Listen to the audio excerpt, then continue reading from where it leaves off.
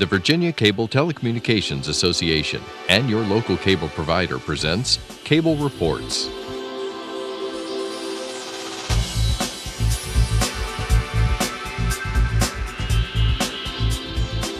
Join us now as Cable Reports brings you up to date on current issues facing the Commonwealth through discussions with your local legislators and other policymakers from across Virginia.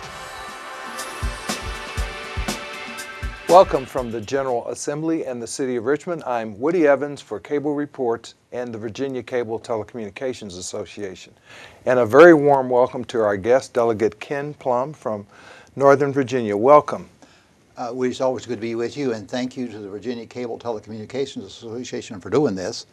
You know, back home, Comcast Cable affords me an opportunity to report to my constituents weekly. I'm on the other side of the table then, but I'm happy to be here with you tonight. Great. Good to have you here now.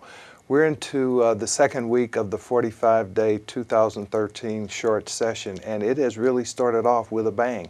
45 days, if you're going to get anything done, you have to get to work.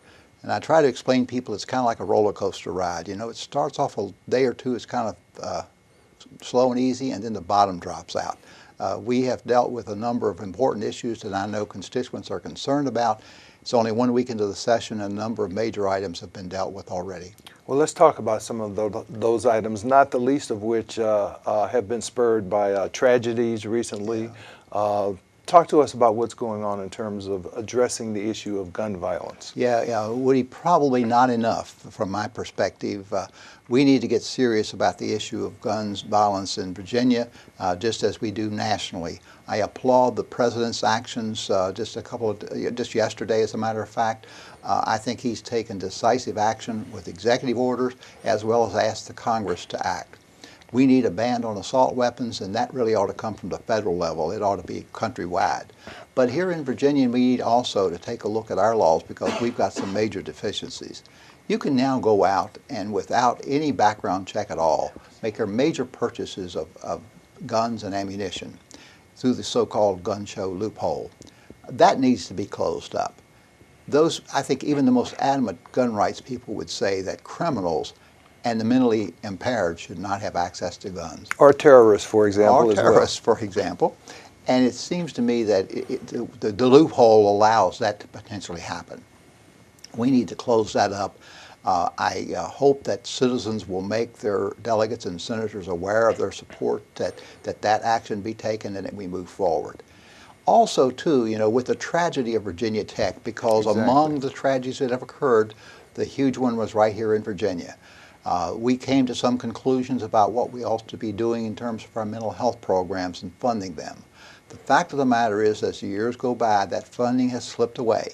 We've got to get serious and remember now, we can't wait for another tragedy to respond to it. We've got to continue to put money into providing help to people who end up mentally ill, severely mentally impaired, and try to have an intervention to make sure they don't do harm to others.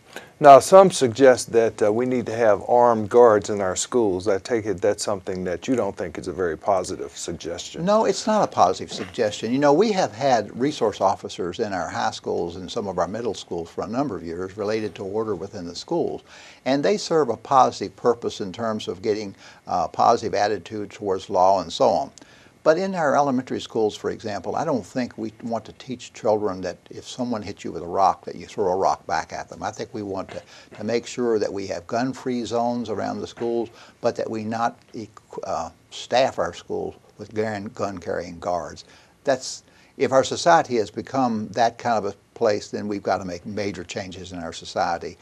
We actually need to be talking more with children about problem-solving methods that don't involve violence. In fact, problem-solving and conflict resolution needs to be part of our elementary school programs.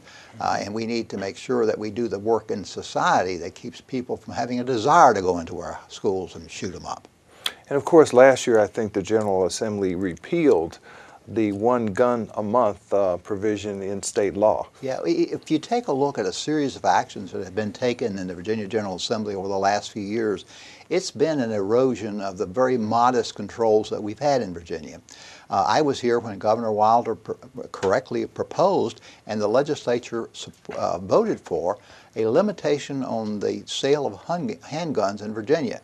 The evidence was overwhelming. When you took a look at crime in New York City and you traced the handguns that were used in that crime, it led to Virginia being known as the gun-running capital of the East. The governor says that's not a good image for Virginia, it's not good for protection of society and so on. That's how we ended up with that protection. Now, last year, we decided to lift that ban. I think that was a bad mistake, and I hope the outcome of this further discussion about the seriousness of guns in our community will lead to us putting something like that back. And you've been around long enough to see the fits and starts regarding transportation. Oh, yeah. Last week, the governor, in his State of the Commonwealth address, set forth a proposal which would, for the first time in the nation's history, a state repealing the gas tax. Yeah. And there are a lot of moving parts there. Tell us or give us the lay of the land of the legislative proposals that are before the General Assembly regarding transportation. Well, it's quite a rough terrain, but let me say that there's one common understanding among legislators, and that is we have to do something. I was disappointed, frankly, with the governor's proposal.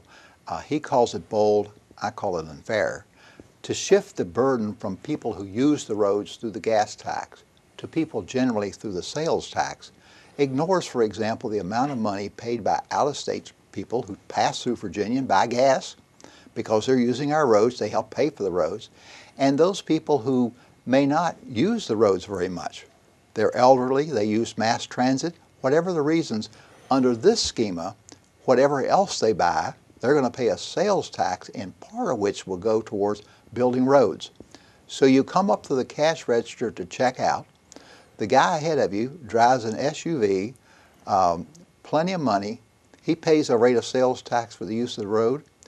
You step up. You may have gotten to the place by a taxi.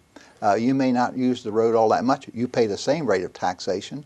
And the person behind you with half your income and no car at all who rides a bicycle will pay the same rate. So where's the equity there? There's no equity in that kind of a system, it seems to me. Now, there are problems with the gas tax in the long run in the fact that as cars become more fuel efficient, we use less gas. But that can be solved both by indexing the rate of gas tax and taking a look at its annual receipts and see if it needs to be adjusted. The reason it's out of kilter now is we haven't done anything with it for 25 years, and that puts it out of adjustment.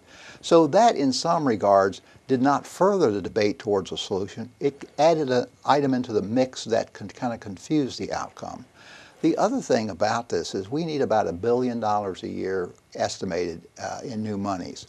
The governor's proposal will raise less than $1 billion by 2018. 2018. Yeah, okay. 4 years away, and it's still less than $1 billion. But another piece of that, about a third of that, is projected income from the sale of internet goods that would be enacted by the U.S. Congress. Now, I'll tell you, it has the difficulty passing the smile test as to how it would be that this U.S. Congress, not able to agree on anything else built around tax increases, would now suddenly agree to a tax on internet sales, as complex as that is to figure out, and they've been working on this for 10 years. But for us to plan our future road building on the revenue produced by that tax, that's not really serious. And there are also additional revenue raisers. The diesel fuel tax will remain. There's a $15 annual increase in registration fees, and I believe there's a penalty if one has a car that uses alternative fuels. Yeah, absolutely. And the crazy thing about that is that we would take the gas tax off on people who drive regular cars, but we'd place a penalty on people who use cars that don't burn much gas. Again, that seems to be counterproductive. The good news is there are several proposals around. Delegate Tom Rust of Herndon, Delegate Vivian Watts of Springfield, Delegate Dave Albo of Springfield, all have proposals that take another approach. They keep in place the gas tax with some indexing and other methods of revenue.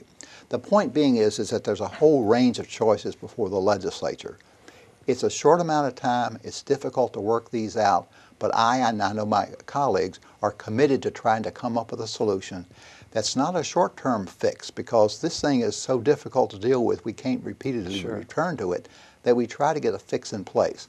I'm disappointed that the governor didn't give us a better platform on which to work, but having said that, I will say that some of my colleagues have come up with proposals that I intend to co-sponsor that I think do make sense and that could, in fact, give us some revenue. Great. Probably the loudest applause line that the governor got during his remarks related to the automatic restoration of civil rights for nonviolent felons. Yeah. Unfortunately, it suffered an early demise in a subcommittee this week in the House of Delegates. What's going on with that? Well, you know, it was unfortunate. The governor, I want to give him credit for this, said from the very beginning in the campaign and in his service as governor that he wanted to work on this problem. Virginia's only 46 states allow an automatic restoration of rights for people who've been convicted of nonviolent crimes that are felonies. In Virginia, you have to make application to the governor. And the application, its requirements are unclear, and sometimes it has taken people years to get their rights back, even though they have served what the court said was the time they had to serve in order to have committed that felony. The governor says we should go to an automatic restoration. He said that to us on the opening night of the General Assembly session, and the very next day his party's controlled Militia and Police Committee, Privilege and Elections Committee, killed the bill. That's unfortunate. Again, hopefully before the session is over, there might be a further discussion of that. We make the issue much more complex than it needs to be, and I hope that we can, in fact, make headway on that. And of course, this issue is one of the moving parts generically involving voting rights, voter suppression, those kinds of things. Talk to us about the pieces of legislation that are dealing with just voting rights in general. Well, to give you an example, on election day, I took a break midday and was at home when my neighbor arrived. She is a lady with 3 children that she raises at home. She had been to the polls with her children. And you know, the lines got long, the wait got long, and she was there with her little children. It's hard to keep children entertained waiting in a line for anything. And it was a matter of some amount of time, and she asked me as to why it would not be possible for persons raising their children at home, why they couldn't vote early. It was a question I didn't have an answer for, because I don't think there was a good answer. And so I introduced a bill saying that if you have children 4 years of age and under, that you can apply to vote absentee. The committee heard the bill. They were very courteous. They had no questions. They had no discussion. They simply laid the bill on the table, which essentially defeated it. If we're going to allow people, for example, who go to work and to vote early, and I want us to continue to do that, but if we have mothers who are bound, or fathers who are staying at home with their children, who also need to be able to have some flexibility in their voting, they ought to have that. There are numerous examples of people who ought to have access to early voting, and we continue to deny it. Virtually all those bills have been killed. I understand there's a bill that's still yet alive to allow people over age 65 to vote early. That's kind of a mixed bag. You know, I happen to be over 65, and I happen to be retired, as are a number of other people. And ironically, I have more flexibility sometimes in my election day schedule than do other people, but we're giving them that break. So at the same time then that we are saying we're not going to make it easier for you to vote, there are bills around that are still trying to make it more difficult for you to vote. We are still working on a fraud situation that no one's been able to ever point out the fraud. For example, this thing of requiring people to bring in a photo to vote is back around for discussion. All the discussion about somehow making the elections cleaner, we haven't seen where there's any fraud. So that process is back, and we know that that's really ultimately about voter suppression. It's about trying to keep people from the polls so that your people can vote and you can stay in power.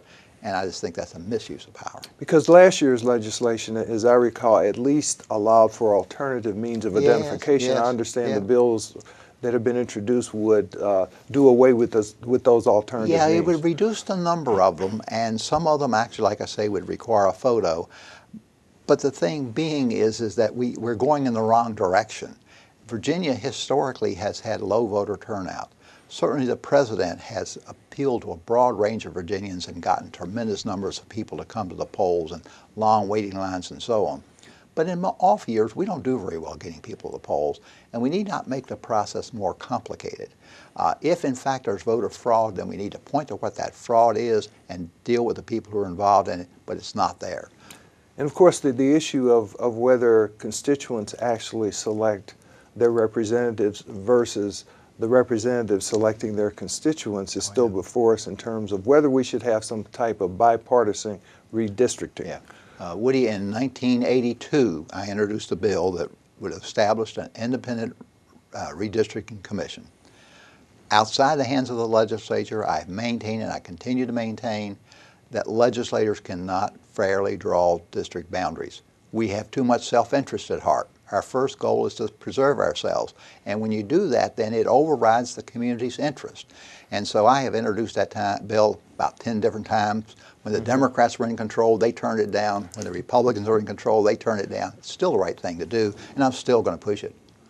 Medicaid expansion is before us. Yeah. The Affordable Care Act was upheld by the United States Supreme Court, but it provided flexibility to the states in terms of Medicaid. But clearly, there are a number of people still suffering in this state who aren't eligible, who should be allowed health care. We have over 1 million uninsured Virginians. Most of those people are in a poverty situation.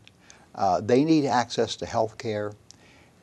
Medicaid, under the current Affordable Care Act, is a bargain that Virginia would be foolish to walk away from. Essentially what it would provide would be access to health insurance coverage for about 400,000 Virginians. It would provide that for 3 years at 100% federal cost, and for the next years it would be 90%. It's estimated it would bring in a couple $1 billion of federal monies to the state, producing as many as 30,000 jobs. And we're now into this entangled discussion about whether we ought to participate. I think any reasonable person looking at it would ask, well, why wouldn't you participate? It's important that we be concerned about the health of our people. We're talking about jobs. Healthy people work, and healthy people want to work.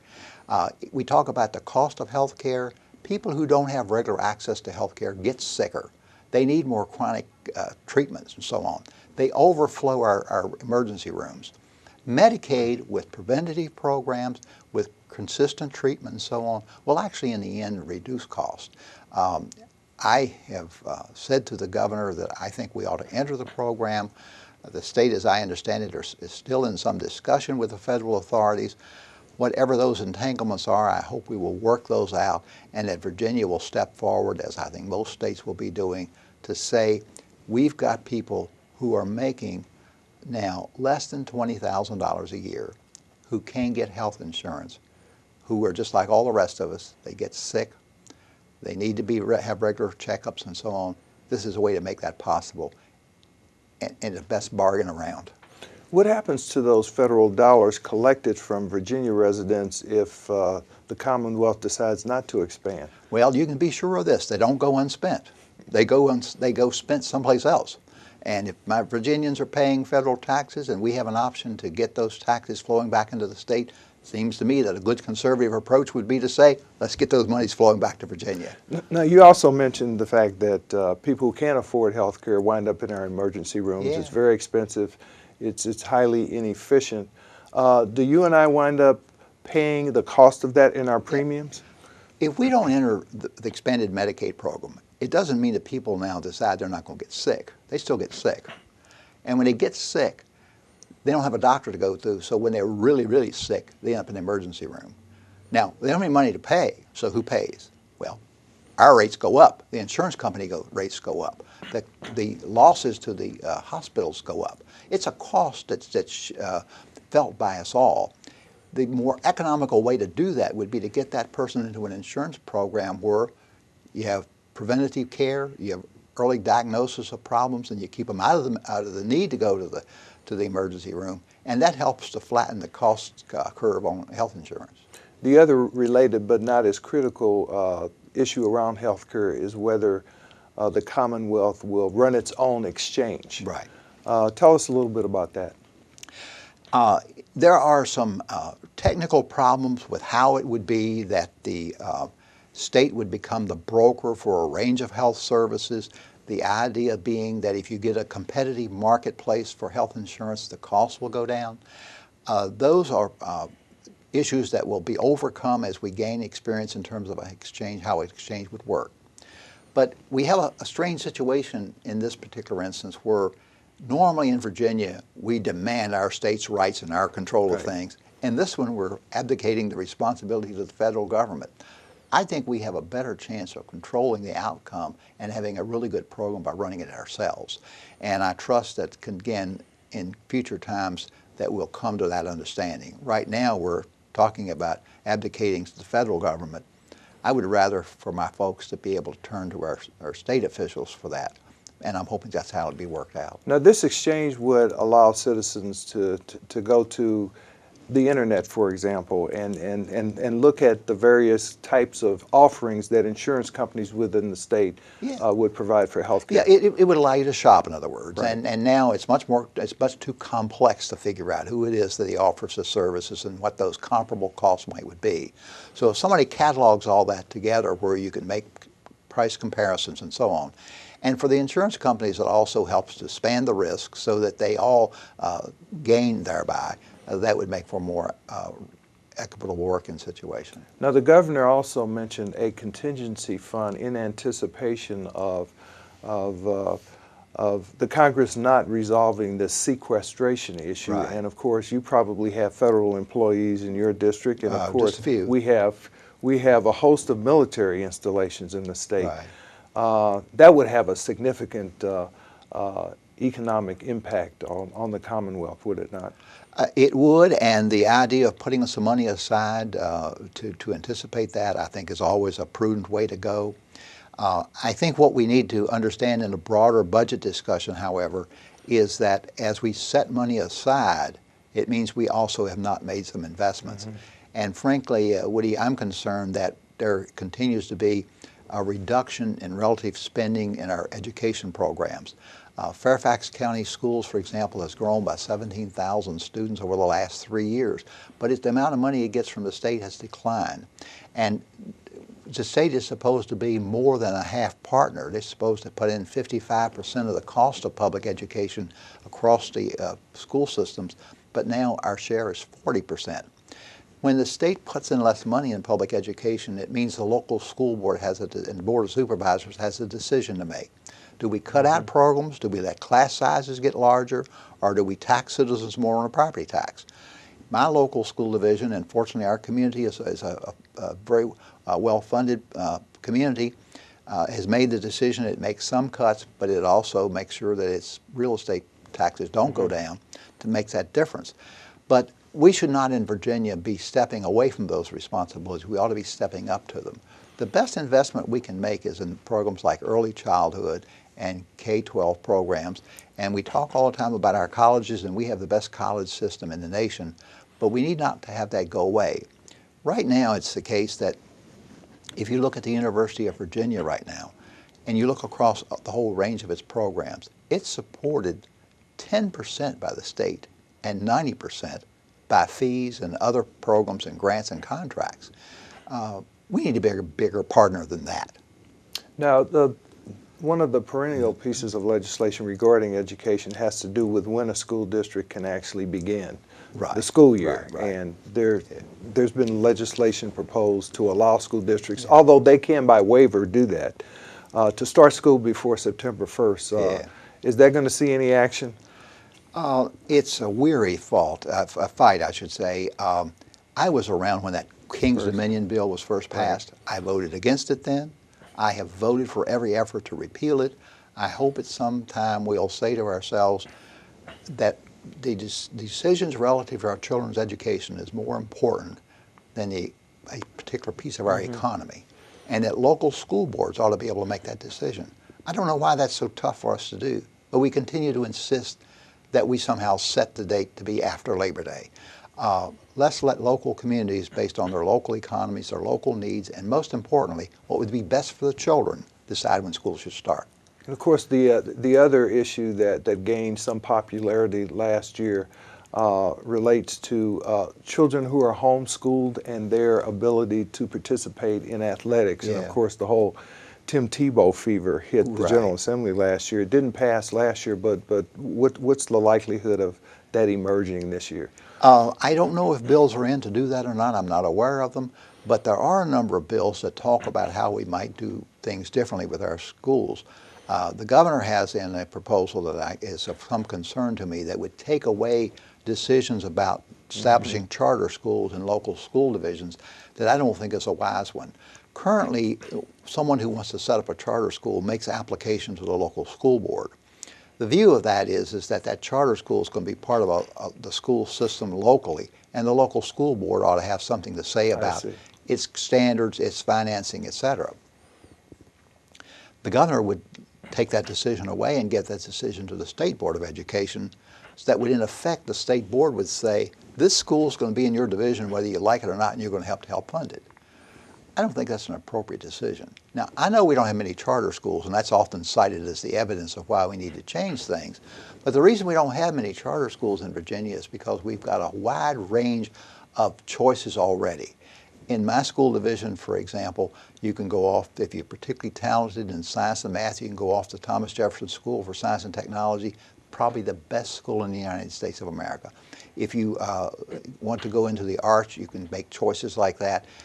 Vocational choices, magnet schools, special schools, alternative schools already exist in Virginia. That's why you don't see charter schools starting.